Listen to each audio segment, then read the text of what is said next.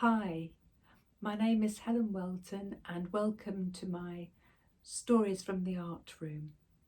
I began this channel during this autumn's 2020 lockdown, and I've put a link to my trailer which gives you a short overview of what my channel is about. But today I would like to share my thoughts with you on the storm of controversy that's been going on recently in the British press and media about a statue by the 73-year-old artist Maggie Hambling. This sculpture was unveiled on Newton Green, North London, earlier this November to honour the life of Mary Wollstonecraft, who wrote A Vindication of the Rights of Woman, which was published in 1792. Maggie Hambling was one of only two shortlisted artists who, due to a relatively small budget, were willing to design a sculpture. The brief was to do a piece of public art that is not for the artist or for the art world, but for Mary Wollstonecraft and the public. So far, the breasts on the sculpture have been covered with gaffer tape, and a little cardigan's been put on it, together with signs saying, "Where are my clothes and my books?" Maggie Hambling has stated the protesters have missed the point, saying the nude figure represents every woman and has to be naked. Well, I've tweeted that I couldn't understand why a nude was being used to honour Mary Wollstonecraft, when you bear in mind the considerable amount of problematic baggage around the control of the gaze and who is the object and who is the subject, which comes with the depictions of the naked female body in Western art. I've watched a recent documentary on Maggie Hambling, and she made it clear to the guy interviewing her that she never thinks philosophically at all, preferring, if I remember correctly, to respond to life where she finds her inspiration when making her art.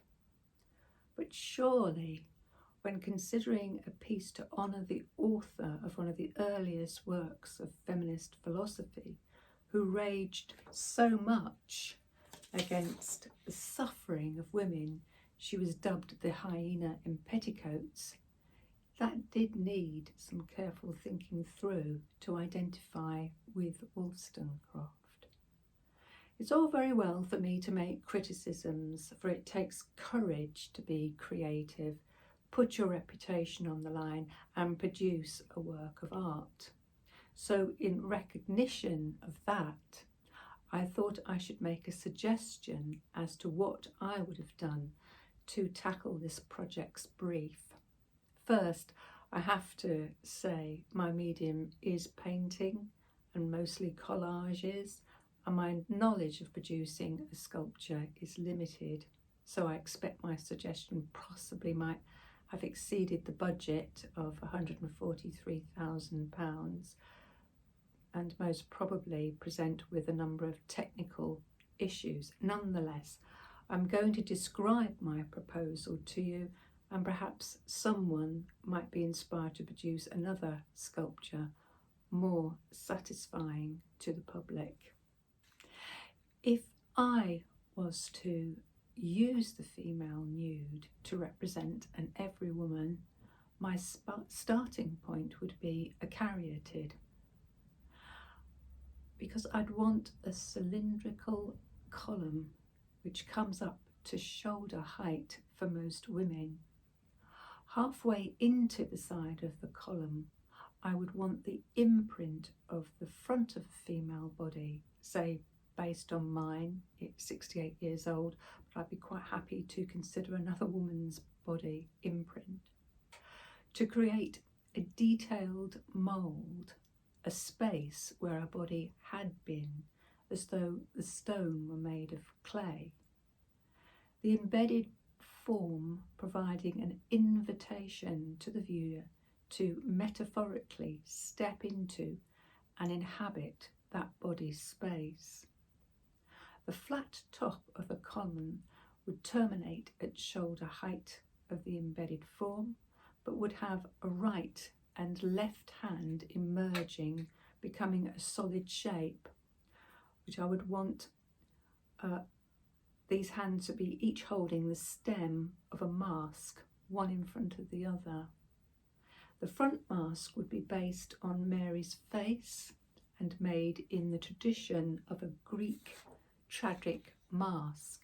It would be made of blackened bronze, the eyes whites bright and staring, the mouth gaping in horror, a red hyena etched into one cheek. Mary was dubbed as a hyena in petticoats, as I've said. But this front mask is splitting open, cracking, seemingly on fire, with great fissures running vertically, the edges ragged and burnished with gold. The sculpture would be positioned so that on sunny days light streams through this shattering mask from another one behind it. A serene Mary, her face glowing in a golden glass mask. I would want this glass face to work like a Janus mask, able to face two ways almost at once. An optic illusion moving as you view it, now being concave, facing and shining through the burnt tragic mask, and then convex, coming out towards you and putting the burnt tragedy behind it. I've put a link to YouTube video that shows you what mask I'm thinking of. The sculptural piece would work to be viewed from the back as well as the front.